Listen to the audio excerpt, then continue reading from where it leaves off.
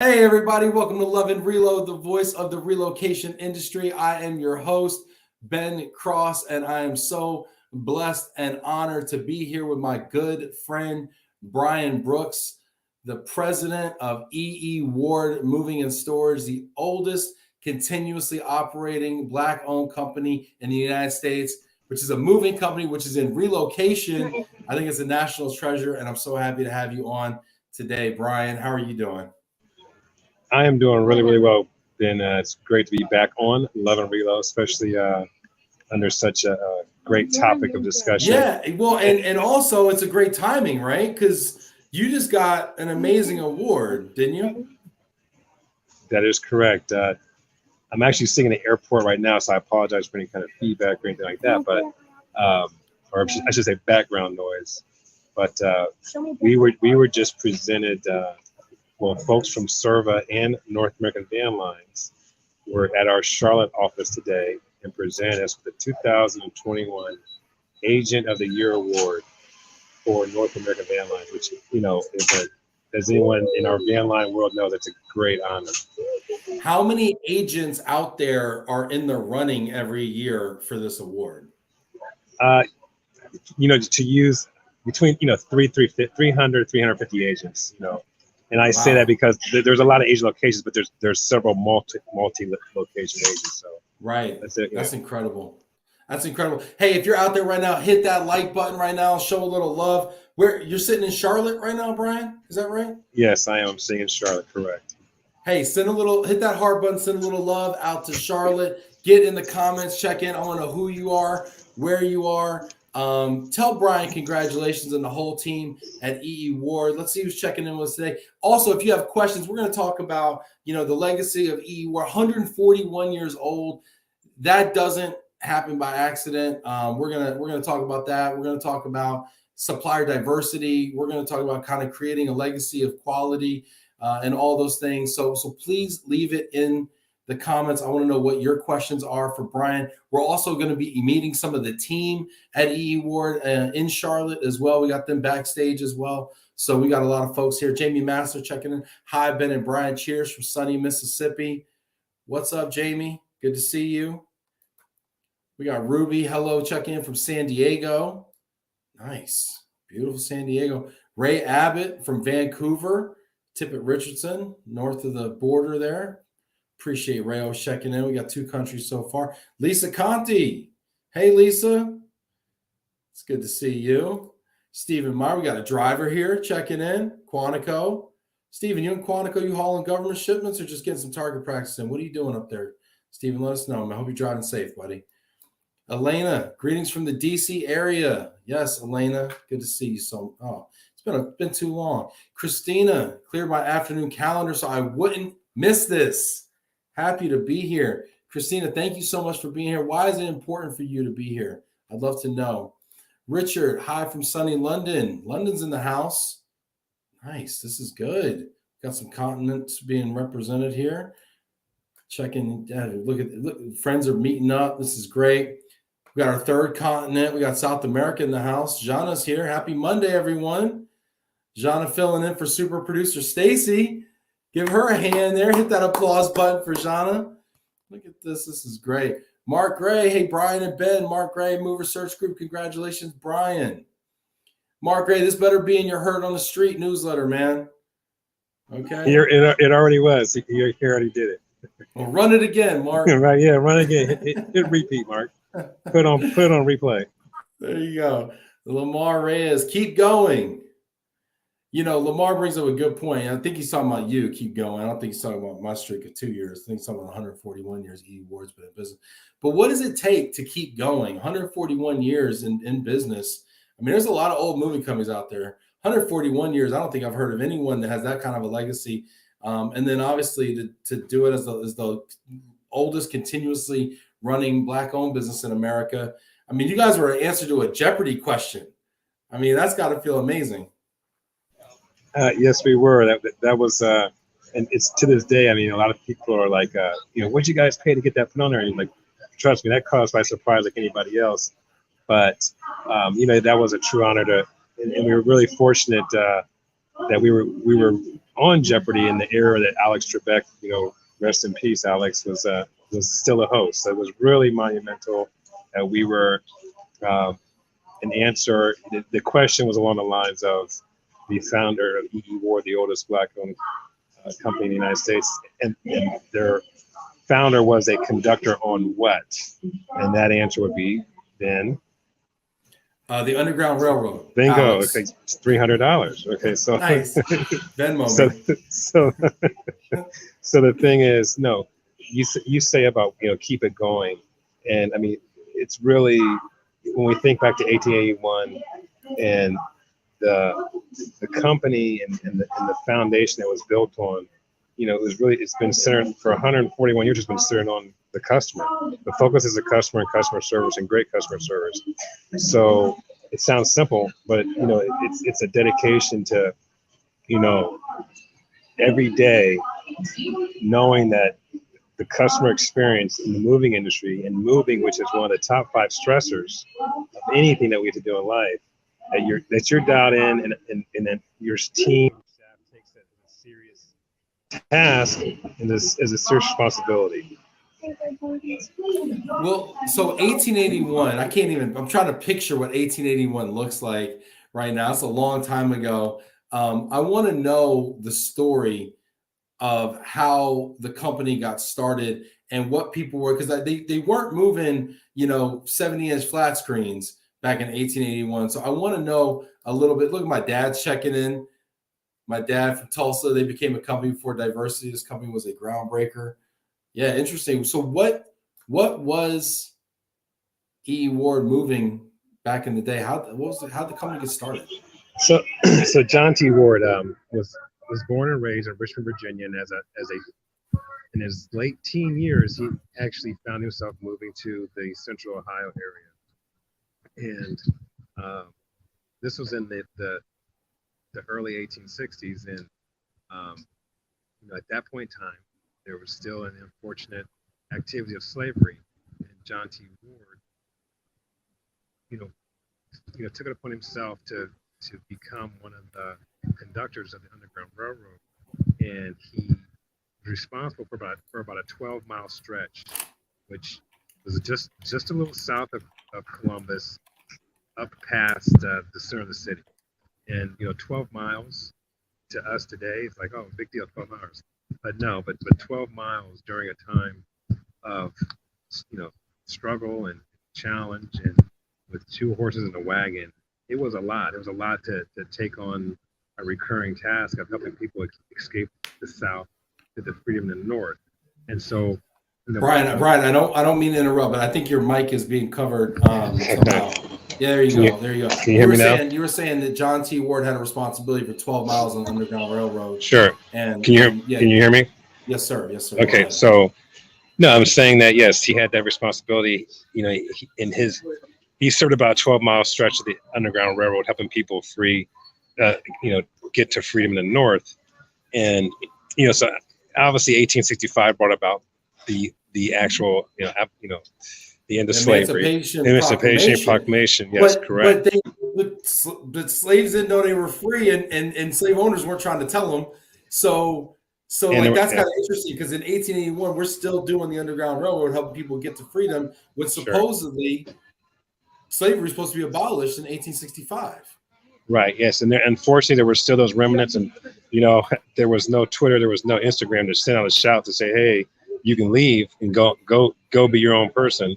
But so no, unfortunately it took some time, and people not everyone bought in to the fact that people should be that's putting free. It lightly, probably, Brian, right? Not everyone bought in. And so that was a very unfortunate circumstance. But so John T continued to do that. But then eventually by the late 1870s and early 1880s, wow, that sounds so long ago when I say those words. We were beyond that period, and John T. and his son, William S. Ward, began to take on opportunities to transport goods and items for the government, as well as for personal items for people. And then so in 1881, they established the Ward Transfer Line, which evolved into E.E.Ward Moving and Storage. So it wasn't E.E.Ward originally, it was the Ward Transfer Line.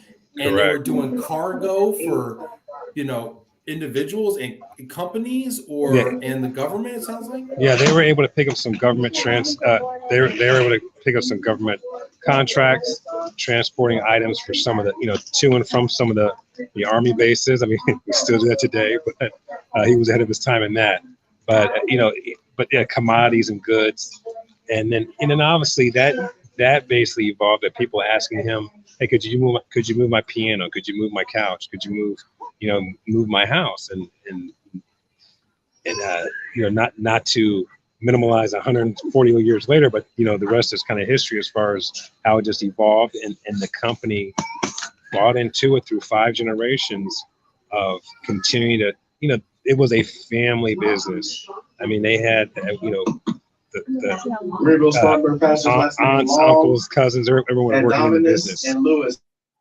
So, while customer Lewis boards the plane, I want to just real quick shout out some of the people in the comments. Keep those. I want to hear your questions for Brian. I mean, I listened to this story, and we're talking about 1865. Richard's making a point. Unbelievable, 1865. Yeah, you Brits think you cornered the market on history, but I tell you, we got some history over here too. And I couldn't think of a better company and person to spotlight right now, since it is Black History Month, than Brian and his company E.E.Ward. The story is incredible. 1865, Emancipation Proclamation. Slavery was abolished, but it not de facto still carried on for many years later until Reconstruction. And it's wild to think back then. We're so detached from what that reality was back then, and then to hear about how a company gets started. And I do want to talk about what it took to keep it going all these years, because there's a reason most companies don't last that long. And I'd love to. We got people checking in here. Keep the comments coming in. We got Elena checking in. Bruce Riggins, congratulations, Brian. What's up, Bruce? Good to see you. Thanks for joining. Paul Salmon, congratulations, Brian and team. Keep chopping wood. We're chopping, Paul. We're chopping. Look at the support, man. How does it make you feel when you see the support out there, Brian? It feels great, but also feels great just because we have a really great industry. I mean, Paul was one of my regional VPs way back when, in another era.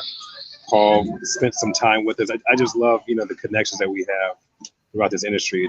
It's really good, the networking that we build through this industry. It's awesome. I agree. We get things done. I agree, and this industry should be really, really proud of E.E.Ward, because to be able to claim the oldest continuously operating Black-owned business in America as part of the moving and relocation industry, I just think that's incredible, and I hope that the rest of the industry feels the same way and kind of embraces E.E.Ward, kind of holds it up and champions the company, because it's incredible what you've accomplished. Patience Hawley checking in. Congratulations, Brian. This is great. Lisa's checking in. Congratulations, Brian, from the VA. Fantastic. Sandra, great to see you again at Chippa. Hey, great to see you too, Sandra. Thanks for checking in. This is awesome. Fantastic here. Nina Taylor is from the Sweet Faith and other opportunities out there in Houston. It's great to see you too. Asking did I enjoy Chippa? Sandra wants to know. Yeah, I loved it. My first Chippa, Corporate Housing Professionals Association, was fantastic. Can't wait to go next year in New Orleans for Mardi Gras. Tim Quirk checking in. Hello, Brian and Ben from Western New York. It's going to be epic. Yes, it is. Daniel Adams from Charlotte, North Carolina. Fantastic. We got some British people trying to figure out American football and who they should support. That's what's up. Awesome. Bengals. Yeah. Hey, is that Bengal fever? Who they up there? You guys getting a lot of that? It's Joe Burrow fever. Nothing like seeing a hometown guy, do really well at an exceptional level. So good to always see people doing good things. Joe Burrow, shout out to him from Southeast Ohio. The guy donated $250,000 to the local food pantry once he got drafted. I mean, you just can't ask for better things than that, Yeah, that's a great point. And I think we all have an obligation and an opportunity to give back. Patience says 5 generations. Yes. So, you know what? I want to ask you about that, right? So it's one thing, John T. Ward starts Ward Transfer back in 1881. But talk about what it took to kind of carry it through many generations, and then how you got involved. Because I imagine you weren't there when they got the first horse and buggy. No, I wasn't there. If I did, I'd have something really good to sell in a pill form. But no, yeah, so as I mentioned earlier, John T. and then William S. his son started, and then in 1899, his youngest son, Edgar Earl, took over the business. And may I have your attention, please? And then after the that, airport is paging Dina Aliasen. Edgar Earl took over the business, and he's the one that named it E.E.Ward, I'm going to guess. He was like, you know what, this Ward transfer is not working for me anymore. I'm going to name it E.E.Ward. Controlling So then after Edgar Earl, sorry about that in the background. Thank you. So Edgar Earl. And then, the company, again, went through additional generations, but the gentleman that was really, that took the company to the modern times and really revolutionized the business was Eldon Ward. And Eldon ran a company for 50 years, from 1945 to 1995. That's what a stretch. And Eldon was actually my godfather. And my parents and Eldon and his wife Elsie were great friends. My dad was actually Eldon's attorney for many years. And so, but Eldon really, was the figurehead for almost half a century, and he did so many great things in the community. But to answer your question, I mean, what kept it going was just, so from John T. down to Eldon, who was his great grandson, was just that initiative to, service their customer in the most important way. Yeah. And we got some questions coming in here too, or comments coming in here. Shannon Crawford saying, so proud of the team, amazing company to work for. That's awesome. John Hiller is coming in. Congratulations, Brian from Charlotte. We're actually going to talk to John Hiller here in a minute. He's backstage. Can't wait to hear from him. Steve Smith. What's up, Steve from Brable? Thanks for the extensive background of E.E.Ward. What a story and a history. And really the true word is legacy. Kudos to you and your team, Brian. Let's see. Tim Quirk. Brian, are you on your way to Vegas? No, I'm not. Fantastic. Janet Turner, High Fine Gents, Jose Bobby, hello Ben, and Brian from Seattle. But so Brian, at what point did you get involved with E.E.Ward? So actually purchased the company in 2001 from Eldon.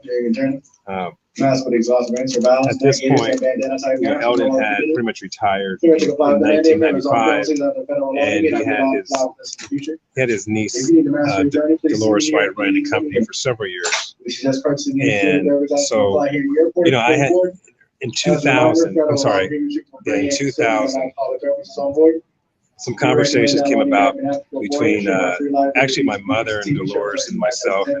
We knew that there was a need to help the company really make that transition, to continue the legacy. Sure. And so we did. I flew out to Arizona where Eldon was living at that time, and we talked about it a lot. We talked about responsibility, talked about what he was looking for, what he expected, and I'll never forget. He told me, he said, "Don't worry about what I want." He said, you have to take this business and you have to run it and you have to make it, you have to make it what you need to make it. I've done what I can do, and that really stuck with me, really, really in a strong way. And, he was very humble about it, and I was always in awe of Eldon because he was, he was on over 50 boards during his lifetime. He was on, United Way board, Red Cross. I mean, the list goes on and on and on. You almost wondered, how did this guy even run a company, with being on so many nonprofit boards, major nonprofits. And, he gave a lot of himself. He gave a lot of himself to the community and the industry. But, again, but I would expect nothing less, because that kind of dedication to community, people, and customer is how you keep a business going for 120 years. Yeah, incredible. Richard has a question here. He also commends you. He says, Brian, you're doing a great job not losing it with the broadcast people. And hey, if anything falls through, we can always interview the gate attendant. Richard says, Brian and company must have overcome so many hurdles. Are there still major issues that you see, Brian? So maybe bringing diversity to attract college leavers. Maybe bringing. I don't 100% understand, Richard, where you're going with college leavers. Maybe he's meaning college graduates. Richard's from the UK, so maybe college leavers, college graduates, to attract them to the bringing diversity to attract college graduates. I do want to, Richard, clarify the question and put it back in the comments for me. But I do want to ask you about diversity, right, for a second, because there's another kind of, we talk about DE now, we talk about diversity, equity, and inclusion in our companies. But I want to talk about supplier diversity for a minute, because that's something I don't think we talk nearly enough about. When we talk about how to make an impact in communities, you know, a lot of it's through economic opportunity. And I wanted your thoughts on supplier diversity, since you are a supplier to so many corporations, government agencies, et cetera. What are your thoughts on that from someone who's been on the other side of the desk? You know, so supplier diversity, you know, DEI, however you want to label it. I mean, it's a challenge. It's a challenge because, you know, you don't want it to be the tag of the month, or the strategy of the quarter. I mean, it's got to, you know, if it's going to be real, if it's going to work, if it's going to mean something, if it's going to do what it's supposed to do. I mean, it's gonna be as ingrained into a corporation as when they set a goal and say we're gonna raise revenue by 15 or 20%. I mean, it's got to be up there on that same line and that same effort of the company strategy as those kind of initiatives are. You know, or a company says, hey, we're gonna open 5 new locations. I mean, it's got to be that important. If it's not, you know, you're really doing a disservice to the internal people who may be trying to do it. You're doing a disservice to all the suppliers who are trying to come and be their best. You know, so it's you know, I mean, supplier diversity has evolved so much over the last 24 months, especially with the unfortunate events of George Floyd and his murder. I mean, we saw it come to the forefront so much, but it's so much more that has to be done. And you know, the thing about it is, like I said to you, where does it sit on that? You know, when that board of directors sits down at that Fortune 100, and the CEO sits down, and the entire SVP team sits down. I mean, where does it sit? Does it sit up there with everything that you're aligned with, as far as, you know, hitting your goals that might equate to you hitting your bonuses? Does it equate there, or does it sit, you know, way down the sheet? And the thing that's challenging about that is, you know, you can't if it doesn't, then don't look around the room and expect, you know, to be the ones that are, you know, at the supplier diversity. Somebody answer that, or is that I know. you, or is that a? It's the gate. It's the gate phone. The guy just left. Gotcha. Customer service at its best, right? Shout out to what airline are you flying right now, so we can not fly that airline? American. Right. Let's cancel American. American, you're canceled. All right, great. There goes my platinum status on American. All right, sweet. But so hopefully that kind of answers your question. But like I said, I you know, in this recent era, I should say recent year and a half, I really have drawn down the fact of, you know, where does it sit in that hierarchy of importance? So we hear about supplier diversity all the time. I truly believe people want to do the right thing. They want to give opportunities to diverse businesses, you know, even women-owned, service disabled, veteran-owned small businesses. I mean, there's a lot of different categories. If you're not familiar, you know, check it out. Somebody could put a link to all the different disadvantaged business classifications. That'd be awesome. But what's the disconnect, Brian, in your opinion, that you've seen from wanting to do good, having a goal, a nice big goal, maybe it's tied to revenue, maybe it's a percentage of spend, whatever, and actually when the rubber meets the road, when the ink meets the contract, where's the disconnect that you've seen, Ryan? Well, the disconnect is change. You know, if supplier diversity is going to be successful, it's going to require a significant amount of change. And what's that? So that means change in relationships. That means change in, you know, some relationships that you may have already had established. It's going to mean that you're going to have to onboard a new person who's not familiar with your system. who doesn't, know every way that you like your transferees to be, in the relo world to be moved. And, and that's something I think it scares people. It scares, or I should say, it concerns or bothers them. I mean, we've sat in several meetings. I've heard, you just hear some crazy things said to you about, this is a very political, spin we have, or we have lots of relationships in place. And I'm like, okay, yes, you do have relationships in place, but I lead those meetings and I said, but you're never going to achieve supplier. Let me just say this. You're never going to achieve diversity, period. I don't care if it's MBE, whatever it is. I mean, Asian American, you can call it any group. There's not going to be, WBE, there will be no diversity if you don't understand, if we don't accept the fact, or if the corporate side doesn't accept the fact that it's going to mean changing some things the way that you're used to doing things. Now, does it mean you may have to push out an incumbent? Maybe not, but maybe you have to spread some things around. But I guess it's just kind of ironic to me that there's these charges or these mottos to do these kind of things, and then there's like a shock factor that means that someone says, oh my gosh, that means I'm going to have to make some changes on the POs that go out.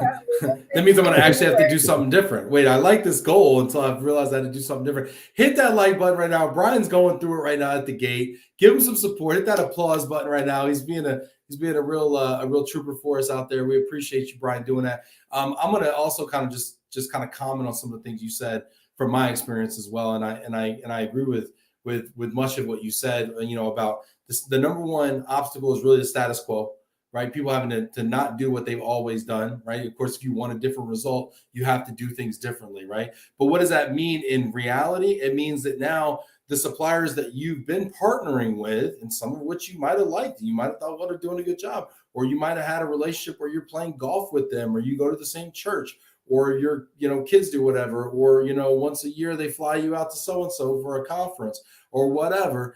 All of a sudden now you have to reevaluate those relationships, and that gets really difficult. And then furthermore, there's some people whose idea of a good RFP is to go to the people that they know and they hang out with at ERC or at a regional and have cocktails with. And are we really getting a diverse group of suppliers to come to the table, or are we getting people who kind of look like us, right? Because let's be honest, right? When we go into a cocktail reception, who do we go and have drinks with? Oftentimes it's people who tend to look like us, whether that's guys hanging out with guys, girls hanging out with girls, white folks hanging out with white folks, black folks hanging out with black folks. I mean, let's be honest, right? When we look around our little four-top cocktail table, more often than not, you're not going to see the UN. You're going to see a lot of people that tend to look like you. And so if we're using cocktail hours to make the relationships that bring people to the table for the RFP bid process, we probably need to reevaluate the way that we source people who are bringing to the table. I mean, Brian, what do you think about what I just said? Because I don't know. You're spot on. I mean, you're spot on exactly. And an RFP doesn't mean request for paper. I mean, it request for a proposal of what's those classic words we hear? Best and lowest, or best. I mean, because that's the thing that I think about too. Then earlier this year or last year, our buddy Jack pointed out to us, hey, relationships, and he's right. I mean, it is about relationships, but if you want, I guess I ask myself, or when I think about these kind of things, I wonder, I know you want best, or do you want relationships? Because if you have a provider who might be the best, but then you have a great relationship, so I guess what you're saying is that you're willing to compromise having the best provider on your on your vendor list because you want to keep a relationship for comfort level. We're willing to not have the best supplier or have the best price because we want somebody we're more comfortable with. And I think as soon as we start to acknowledge that, then we can say, is that how we really want to operate? Right. But if it is, well, let's be honest with what we're doing out here. Sure, because I think about E.E.Ward, and I think about the fact that I'm not. I know there's differences of opinion on accolades and trophies up on the shelf and this kind of thing, but the reality is, I look at E.E.Ward, and E.E.Ward has won AMSA, rest in peace AMSA, but welcome welcome ATA MSC, but we won AMSA Agent of the Year. We've now just won North American Agent of the Year. Our advantage members and you've won every award out there to win. Right. We have won, we've been first place for top quality within North American van lines, one of the top 5 van lines in the country. And I'm like, okay, so like, what else do I have to do? Because I'm competing, I'm submitting with places, and I know who the incumbents are. And again, hey, I love everybody in our industry, but the reality is there's just some people who are better. There's Tom Brady and there's everybody else. Let's just be honest. So the point is, so what I think is really coming down to, what's become really interesting to me as I start to really sit back and evaluate, is that we are seeing, is we're, again, take the diversity side out of it. Let's just say, who's better? There are some really, really great high-performing companies out there, woman-owned, minority-owned, Asian-owned, however, LGBT-owned, and doing phenomenal work. And so when those companies are passed over, or they still just can't beat that incumbent who may not be able to do, who may not be at the quality they're at. So again, I guess procurement and others are saying, we're willing to accept mediocre at the price of not making change, or like you said, comfort, to not have to make change and to not have to I should say, I want to say destroy, but challenge relationships. Yeah, it's a great point here. And Richard, Richard, I appreciate what you're saying here. Richard saying, not wrong, Ben. I always end up talking to old bald fellers. Listen, bald dudes are the worst. Bald dudes love hanging out with bald dudes. I don't know what it is, man. But I'm saying that I'm having fun with it. But the truth of the matter is, we all do it, right? So let's admit that we all do it, and then recognize that we need to take other intentional actions to counterbalance our unintentional kind of biases, right?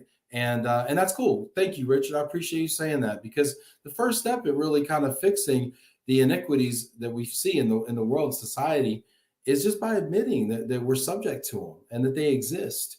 And then we can start to work with them. It's the people to say, like, I don't see color, or, this doesn't exist, or racism's over, or whatever. These things exist. They're like the wallpaper, man. They're there. Like, it's in the room with us, even though we don't really know that it's there. Erica checking in from Chicago by way of Ohio. Erica's in Columbus. Represent, Erica. Hit that like button. Hit that like button out there. Support Brian. Janet saying, is Brian headed to ATA? Brian's getting his mask ready. Did they give you some trouble with the mask? Yeah, I had to get my mask on. Sorry, but I tried. Man, this just gets better and better. All right, are you headed to ATA, Brian? No, I'm not right now. I'm not headed to ATA at this moment. No, okay, but what about next month? Yeah. That is the plan. There's several. I'm waiting to when we get the green light to head back to all of our conferences. It's been challenging for all of us to not be and meet and, be face to face and as I guess the R word, relationships, networking relationships, to really do what we like to do. There's a whole list of them I'd like to head to. This is great. Janet's saying I should put this one on the blooper reel. Goes on. Thanks, Janet. Appreciate you. Janet, ever since you left the show, it's went straight downhill, Janet. I appreciate you checking in. Thanks so much. Aaron's greetings from Aaron's with Cartwright Relocation. Richard says, yes, the question was a big garble. Okay, Brian, one of the last questions we have for you before I know you got to get on a plane. The announcement people scrambled Richard's brain. He says, what I wanted to ask was whether the E.E.Ward company can attract and easily recruit from diverse backgrounds. Is there a company program as such? Is this an area for a focus for you, Brian? Yes. We try to recruit. We recruit talent. We are talent junkies. I want people that have a passion for servicing the customer, and you don't have to come from the industry. You don't have to. It's nice. Those are bonuses, but we really strive hard to bring on team members who understands where we are as a culture. Because for us, culture is a strategy. It's a strategy that you want your customer to have a specific experience, when you're relocating their items. Yeah. Well, you spoke about culture as a strategy, Brian. One of the cool things that I got to know more about E.E.Ward was the fact that EQ was something that was focused on emotional quotient, right? And understanding where the transfer was emotionally and relating to them. And I'd never heard EQ taught to move coordinators before. And I just thought it was such a mature way to look at it. I know sometimes the move coordinators get inundated with requests and manage hundreds of moves a year. And sometimes it's easy to start treating moves like numbers and people like numbers when and not hearing them. So I give you a lot of credit for that, Brian, you and your organization. We got one last question for you, Brian. You got time for one more for us, Brian? Yes, I do. All right. Hit that like button for Brian. Don't go anywhere. We got John Hiller and Carlos Blakeney backstage. They're the ones that did all the work behind this amazing award that Brian got to go receive. I know Brian's just a pretty face. These guys did all the work. We're going to talk to them. Paul says, question, Brian, you're the leader of E.E.Ward, but is there someone else involved that drives and pushes you, Brian? Who is that person or people? That would be my wife, Dominique Brooks. But, it's really been, my wife has really, we make some people, one question I get a lot in interviews is we both get is, how does it work for you being a couple that works together? And, I know it's not always the easiest thing, but, we both like to win. We're very competitive, and, we just like to, be highly successful. And we push each other. And, it's really great that, Dominique has helped us, and Paul has worked with Dominique before too. And we always laugh and joke because it's like, she came from a different industry. She came from fashion and entertainment. And what's been such a blessing is she's helped us to not think like movers, and think outside the box, think about, things beyond just the typical, how, quote unquote, how it's been done, which is what I love always hearing that in our industry. There's how it's always been done. And so, I'm fortunate to have such a, strong life partner and business partner in achieving those goals. Yeah, fashion and entertainment are two things that have never been in the movie industry before. E.E.Ward might be the first movie company I've seen with a clothing line. It's probably the only movie company that should have a clothing line. So that's awesome. You want to talk real quick about the 1881 Strong clothing line? Yeah. So my wife several years ago developed it came to us. I was with we were at of all places a Halloween party with a gentleman who was general counsel for at that time L Brands, Limited, Victoria's Secret. Speaking of relationships and networking, and this gentleman came up to us, and we know him, and he recited the E.E.Ward story, Ben, better than I could. I mean, it was phenomenal how, he just said, and he came up to a group of people and said, "Hey, do you guys know about E.E.Ward?" He said, "Let me tell you." And he started from like 1865 forward. And I was like, wow. I was like blown away that when Bruce did this. And so it, so it was like, I said, the thing is this. Unfortunately, we're not selling pizzas, we're selling moves, and everybody doesn't have to move. But everyone, when we had an interaction with Bruce that one night at that Halloween party, I said, but everybody wants a piece of the E.E.Ward story. And so we talked about it and thought about it. And so Dominique came with the idea of, this 1881 apparel line. And so we came with, a line of t-shirts, 1881 Strong. And kind of like the signature shirt it's an emblem that says 1881 Strong on the front. And on the back, it lists about 8 to 10 different things in history that the company has survived to. Man on the Moon, Coca-Cola first developed, World War I, World War II, just about 20 at this point now. I believe it's 27 presidential terms. So when you start that T-shirt, when you start putting that context, it's very, very it's breathtaking. So we definitely we thought about the whole again. So with the 1881 Strong hats and shirts, again the whole premise was you may not need a move, but you love the story and you want to take a piece of it with you. So we created that just so everyone could have a piece of that story to either wear on their back, wear their hat, in some kind of form or fashion. That's awesome. If people want to get an 1881 Strong t-shirt or hat, where do they go, Brian? You can go to you can go to 1881apparel.com or just go to E.E.Ward.com, and there's a link on there. So E.E.Ward.com, and there's a link to get to the 1881 apparel. Can somebody throw a link to the to E.E.Ward and the apparel link in there? I'd love to do that. Brian, I know you got to get going. We've got John Hiller and Carlos backstage ready to talk to us about what really goes into winning awards around here. I really appreciate you so much taking time out of your busy schedule. I know you're in between photo shoots and you were on the news this morning and, all sorts of stuff. So thank you for being here with us today, Brian. Well, let me say this to you, though, real quick. I want to thank you because, I didn't want to take this interview without, I said, Ben, we got to bring the guys on here who really make this happen. I mean, granted, we have meetings where we're all dialed in as a company and we meet and we strategize and everything else. But the folks that are out there doing it on the front line. I mean, John has, he's taken our branches. Here they are, right here. Here we go. John has taken the Charlotte branch to a whole new level. Carlos, operations wise, gets the crews out there. I mean, I can't say enough. It's one thing for us as agency owners to sit there and walk across the stage and and bow and take take pictures, but I get it. That's just kind of a formality. To me, it's about, from our drivers, owner operators, the crews, the coordinators. It's not an easy job. It's not an easy job. And, the sales team, we couldn't do enough. We couldn't do it without you. So it was really important to me. And I thank you for giving them. I want them to get a moment to share with you the special things they do and how they make E.E.Ward what it is and how they brought E.E.Ward within 3.5 years to being, Agent of the Year for the van line. To me, that's the real story. Wow. Thank you, Brian, so much. And safe travels. I'm going to let you go, buddy.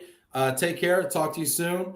And here you go. That's a great introduction, John. Carlos. Yeah, look at that. Your boss is saying great things about you. Big shoes to fill. Right. Yeah. Hey, and you got a piece of hardware there on the desk, don't you? Right there, Ben. What is that? Right What there. is that? Can you show us a little closer? What is that? That is Agent of the Year 2021. Man, that's like the Grammys for moving. We love there. it. We love it. Hard That's work awesome. by everybody here. So, John, what is your role at E.E.Ward? I'm the branch manager, general manager here for Charlotte and the Raleigh office that we just opened up in July. Fantastic. Well, they got you doing everything, huh? Man. Ben. And come on. I know. Well, he's one of the best operators in the business. Carlos, and what do you do at E.E.Ward, sir? I'm the operations supervisor here at the Charlotte / some of the Raleigh branch. Nice, fantastic. And so this is a pretty big honor here, winning the North American Agent of the Year award. North America is a big place. It's huge, Ben. I've been general manager for about 5 years now, a different company as well. But general managers can go their whole career and never win that. So to win it so early on, and being as young as I am, and I said, we're already thinking about repeat for next year. I ain't gonna lie. It's just Gene. So John, there goes that question. I was going to ask, how do you stay humble? But I guess that's just out the window at this point. No, I'm very humble. People do they push it. I said, but I'm the captain of the ship, obviously, but I'm only as good as our weakest link. So I'm only as good as the people I have that work for me. It's always been that way. I've worked at several different companies. I was fortunate enough to end up at E.E.Ward for reasons that brought me back to Charlotte. And Brian, I made promises to Brian when I interviewed. And I told him today, I said, when we got this, I said, I think I've upheld my end of the bargain. So, and it was, it just works. Brian's a good owner to work for. Like I said, he gives me a lot of latitude. We're very process driven here. Something we do that other branches don't every Monday, like, when Kevin Murphy was here, they got here this morning. We were in the middle. Every Monday we have a 10 o'clock call and all the salespeople, everybody in operations is on it. We go over the next 2 weeks of jobs. So there's no surprises. Nobody's blindsided. Nobody misses anything. Yeah. That's what takes you from good to great. Yeah, and I think that's a great point too. And I just want to highlight that for a second, because I think there's a lot of people that are watching this right now who are in the relocation industry, right? And they understand like the awards and they understand a lot, but they don't, and they understand the concept of moving. And I think we think we know more about moving than we do. And when we get moved, we find out a lot more. But what goes into making moving excellent? It's a hard process. There's 150, 200 boxes alone on a shipment. I mean, not to mention the paperwork, not to mention, all the coordination of manpower and trucking. And I mean, there's a lot that goes into it. What really goes in your opinion? What's the number one thing? I'm going to ask both of you this question, John and Carlos. What's the number one thing that goes into having an excellent move, in your opinion? John, would you like to go first? Customer service. I said the drivers we hire, they buy into the culture. It's not just about, loading, packing, loading, unloading. Our drivers actually care, and that's something that you have to have in this industry. It's customer service. Regardless of what's going on in our world, Brian touched on it before. It's one of the most stressful events in their lives. So if you don't have understanding, and that starts way back at with your survey, when your salesperson is selling the move and they're selling what we are, and the drivers is what drives us. We're only as good as those drivers are out there. They do most of the scoring for us, right? Your customer service, origin loads, destination loads. So you have to have drivers that buy into the culture. They want to be part of what we're trying to develop here. So that would be the number one for me, is having the right drivers. Carlos, what's your number one? And you can't use the same one as John. You got to come with your new number. For me, it's dedication. Ah. Dedication. As long as they're dedicated to what they do, we thrive on customer satisfaction. So once we're on that page, man, the sky's the limit. Yeah. How do you get that dedication though, Carlos? I mean, you're the one that are kind of supervising these guys as they go out every day. And I tell you what, I've been in a warehouse at 5, 6 a.m., and guys are getting out there early, and getting ready to go out on a move, and it's cold out, and it's snowing and it's icy, and it's like the, 8th day in a row you're moving furniture or something sometimes. How do you get that level of dedication out of people so they give it, their all? Well, they know I've been in their shoes too, so they know I don't mind getting out there with them either, if need be. And I mean, we're a winning team. We got awesome components, and everybody play their role. Part of that is, I always believe in one philosophy: you treat people how you'd want to be treated. So, regardless of what seat I sit in, I go out in the warehouse. I still go out there and load and unload trucks. I just don't sit here and tell people what to do. And that goes away. He's talking about dedication. I said, when your guys know that you're willing to get out there and help them and do what you got to do to get the job done at the end of the day, they'll move a mountain for you. So I think that's a great leadership lesson though too. And I would encourage anybody out there that's watching this too, if you're a leader and a manager, because there's a lot of management folks that have the luxury of sitting around on LinkedIn all day while everybody else out in the warehouse moving furniture. But I would encourage you all, because I learned this firsthand the hard way myself, don't do something or aspire to be a leader in a business that you don't want to also be, every other job in the building on, and willing to be, because I've also been the guy that wasn't willing or able to go out and do the I miss working with you, Ben. You know that? I miss working with you, sir. Why is that? Why is that? Why is that, John? Why? Because you would call me up and you'd be like, yo, who do you know over here that I can get in with? I was like, you're always trying to needle in. I said, but at the end of the day, the truth is you're always to the point, very, very straightforward. You don't sugarcoat it. What you needed, but you're definitely good to work with. Like I said. Thank you. I appreciate that, John. So people don't know this. So in our prior lives, John and I used to work together, and he ran the Cincinnati branch, and I was up in the Farmington Hills branch. We were over at University Movement Stores, another North American agent, and I was the sales guy. And usually in a moving company, it's funny. Moving companies that seem to be the only companies where the sales guy is like the most hated person in the building. Most companies tend to give them just a bit of respect, but not the moving industry. So they hate the sales guy. But anyway, but John was always super cool to work with, and always made things happen. And I wasn't BSing you either earlier. I mean, you were always a phenomenal operator. Always had your operating ratios in line. Always had your costs down. We're always looking at ways that you could trim costs while giving the service. Giving amazing service. Fortunate enough to have good mentors, people that trained me. As I worked. I mean, I started on a truck back in 1997. Mm-hmm. I retired from being a police officer. And a friend of mine owned a truck for Nelson Westerberg, and he says, "Hey, you want to make some money?" Here I am, 25 years later, still doing it. But I was fortunate enough to have some really smart and, people willing to train me how to do this job here. You got to learn something every day, Side Yeah, note, one of those guys go ahead. actually works for me today. So you never know in this business, Well, in the moving business, people are you're going to work for the same people 2-3 times, I think, in the moving business. One of my general managers actually does sales for me up in Raleigh now. Joe is phenomenal. So it's Wow. I want to talk about talent, and I want to talk about how this industry does tend to be a little incestuous, and I want to talk about why that is and how we maybe change that and bring some new blood in. I also want to encourage everybody out there that's watching us, hit that like button right now. We got a bunch of people on LinkedIn, some Facebook, YouTube as well. Hit that like button.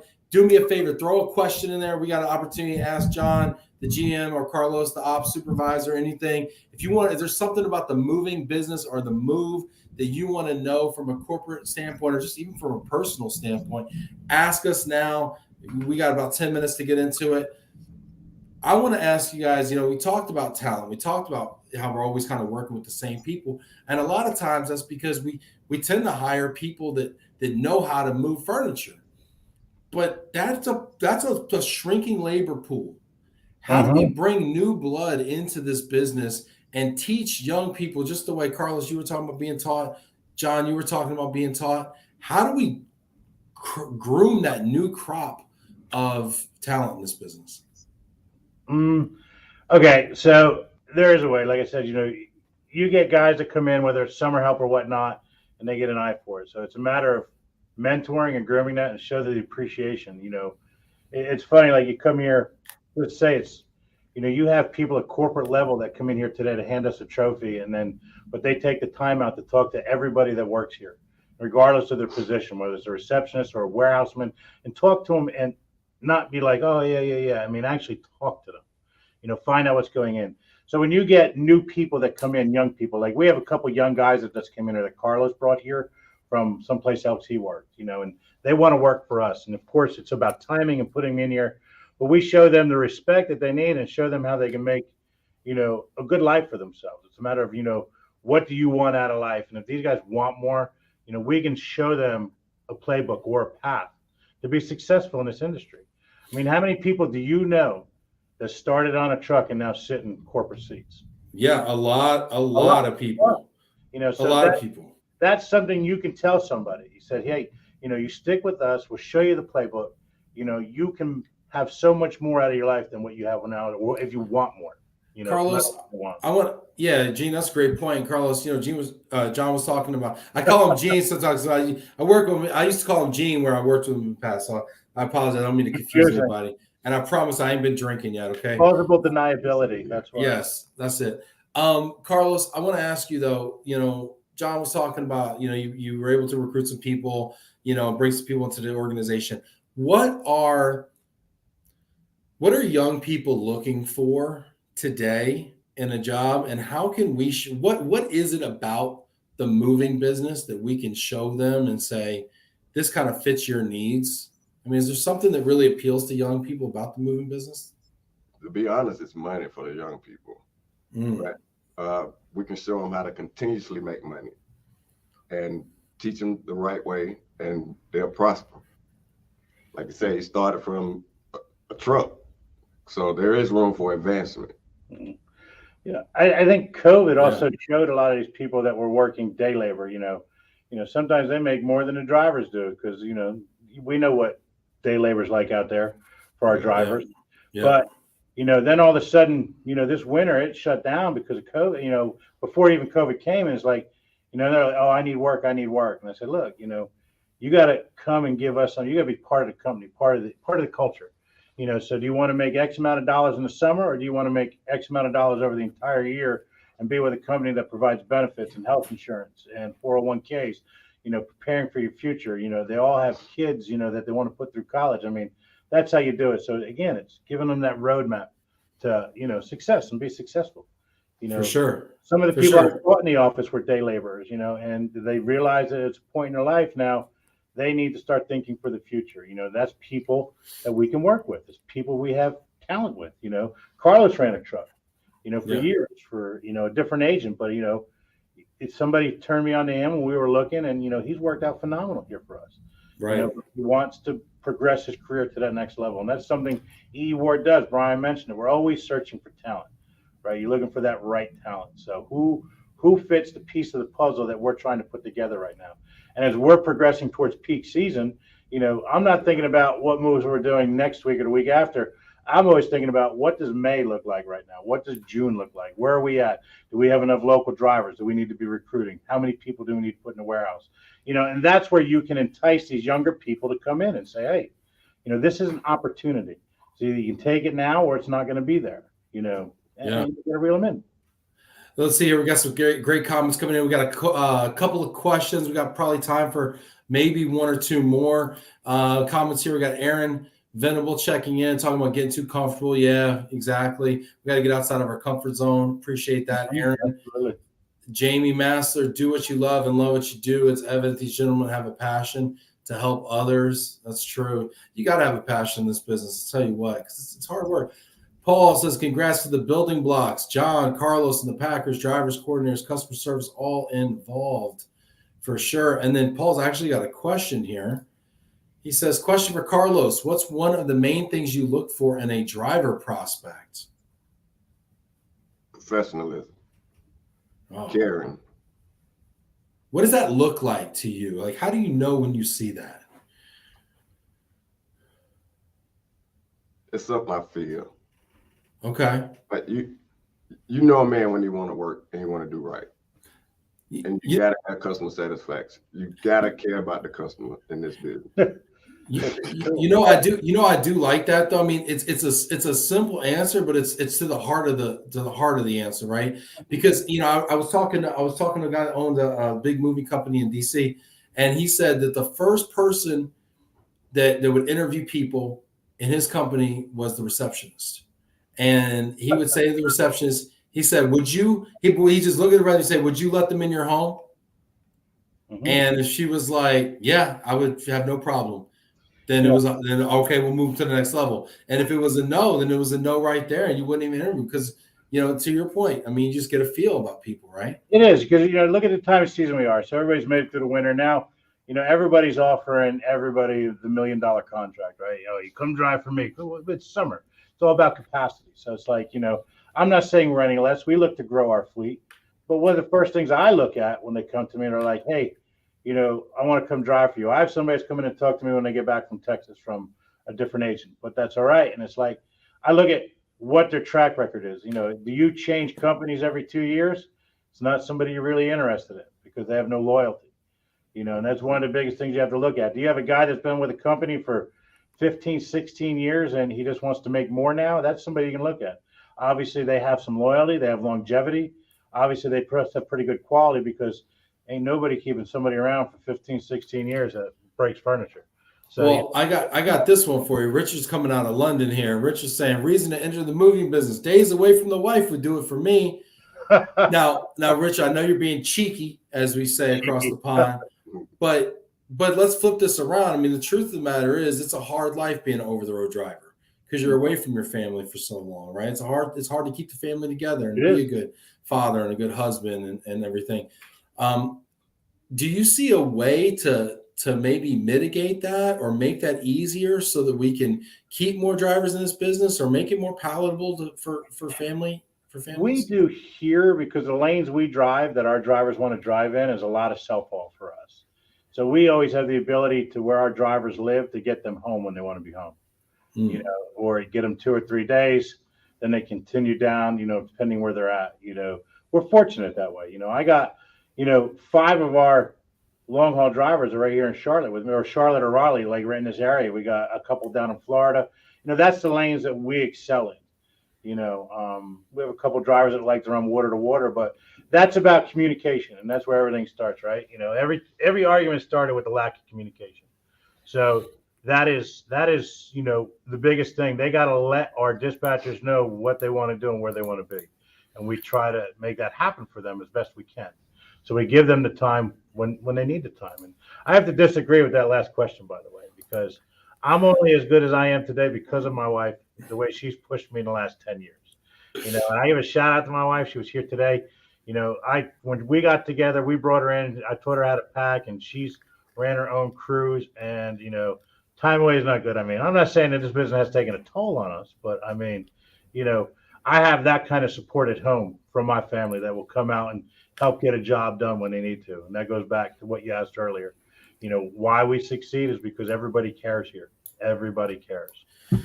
Speaking of which, Stephen Meyer is a driver up in Quantico. Hope you got on base all right, Stephen. Sure you did. The AMA, which is the AMA. The American Movers Association. Stephen, you might want to explain what that is. I think it's an association of drivers. It's a driver-led association, I believe. Kind of a new thing. He says is working to bring our industry back to the level of being a trade. This is a fantastic point. I know we're kind of at our time here, but real quick, do you think there's an opportunity, John and Carlos, to kind of elevate moving as a trade much the same way that maybe being a plumber or electrician or, some of these other trades are? I do, and I'm going to tell you why. It's funny because I got 4 daughters, and they're all on TikTok, right? So social media. But I mean, there's these young drivers out there, and female drivers too, which is great. And they're posting them, showing them their pay stubs. So they're showing them the kind of money you can make. It's not just about turning gears, but when you're in customer service and the feelings you get. So I think the more they can push it, especially you have to find an outlet to find the younger generation because it's the only way we survive. What do we look like in 10 years if we don't? The average age of drivers is 56, 57 now. They're retiring. Young drivers aren't coming on. Well, what's funny is 3 years ago it was 54. And so every year the average age gets older, a year older, which means we're not getting any new people in the business, right? Very few. I was fortunate enough to see a guy in his 20s in here, last summer that works for a competing agent. So I didn't try to get him, but I mean, great quality. His inventories, everything was awesome. Tell me what, if you see a driver pull up in their 20s who knows how to do paperwork, I'm telling you, are you not like whistling at them? Like, I mean, you're just like over the moon, right? You're like, this guy right? What do I got to get you on board, man? Exactly.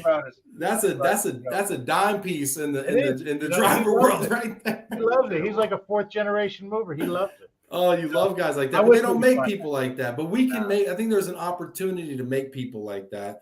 And I love what you said about TikTok, right? Because if we can show people the money, and also, did you hear something about the CDL now is available for 18-year-olds or something like that? Is that a new thing where they're lowering it? But it's not only that. A lot of companies are offering free tuition, like companies like Amazon and things like that, for people to go get their CDL. So if they wanted to use, a part-time job because they're doing reimbursement for driving schools and like that. I mean, there's plenty of opportunities to get their CDLs. But I did hear that they were thinking about lowering it.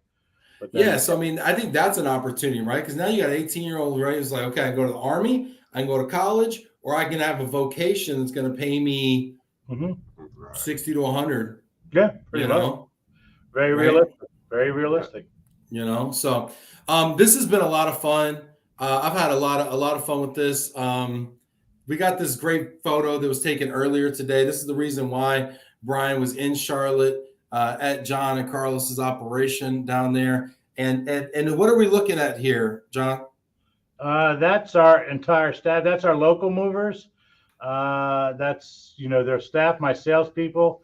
Natalie's in the front there on the left. That's my office admin. That's my lovely wife holding the trophy up there in front. Oh, nice. Look at her getting that pride of place right there. She's very proud of us. Very proud of me personally. But I mean, it's a group effort, so it was good. And then there's Brian and his daughter. They came down. She's a trip, Bree.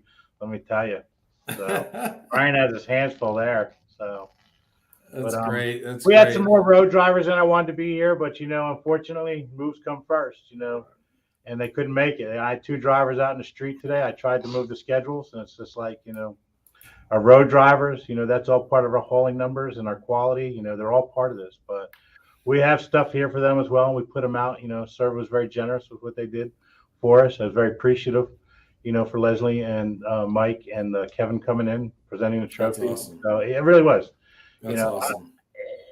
It's unexplainable, the feeling you get. Like I said, I mean, I could have went my entire career and never won this trophy, and to win it in 3 years here, that's just phenomenal. So, and it's everybody that works for me. So the changes we made, the processes that I brought here and we drive, the culture that we're breeding. I mean, we had drivers that were on the verge of probably having to fire, and now turn them around, and their quality scores are 4.85, 4.9. Wow. Because you give them a playbook. This is what I was talking about before. It's giving them the path to success. And you can tell right away whether they want to be better or they're just not meant for our culture here at E.E.Ward. Yeah, that's awesome. Well, you guys deserve a round of applause. Hit that applause button right now for John and Carlos and the entire E.E.Ward. And for Ben Cross, because he's awesome. I'll take it.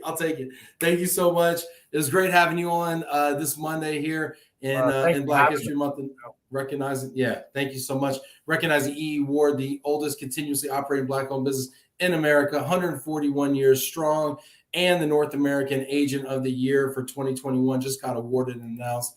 Janet's sending y'all applause right now. Thank you so much. We got a whole lineup this week and the rest of the month of spotlighting Black professionals in the relocation industry. So I hope you could join us. Please mark your calendar, and we can all learn something. So thanks, everybody, for being on the show with us out there. Thanks for getting in the comments. Throw it in the comments if you haven't already done so. Throw some love out there, and make sure to tune in the rest of the week. We wouldn't have a show without you. So thanks, everybody, for being here.